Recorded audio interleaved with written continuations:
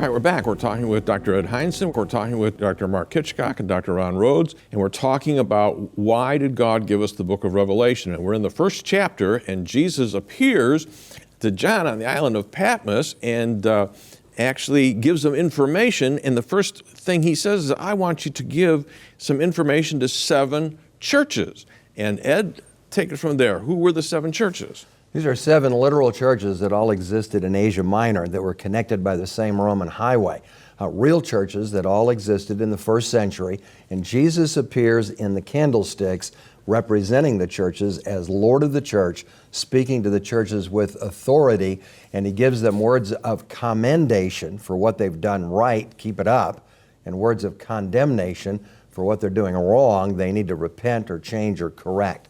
The 7 churches, Ephesus, probably the mother church, the largest city in Asia Minor, the church that had been ministered to by Paul and by John and by Timothy. And no church had a greater history of ministry than the church at Ephesus.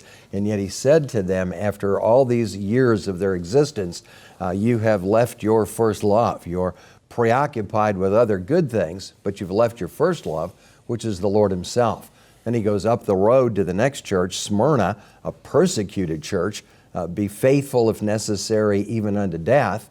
And then to Pergamos, a very political church. It was in the center where the Roman army was headquartered in Asia Minor, where the Christians would be tempted to compromise with the government. And then around to Thyatira, a very prosperous church, the smallest of the 7 cities, and yet the longest letter because they had the most theological problems. Prosperity had taken them away from their commitment to Christ. And then to Sardis, a powerless church. You're nearly dead. Wake up. Your candle is about to flicker and go out. And then to Philadelphia, a persevering church. You have a little bit of strength. I've set before you an open door, and because you've persevered, I'm going to give you this open door of opportunity to reach the world. And the last one, Laodicea. You're neither hot nor cold. You're lukewarm, the putrid church.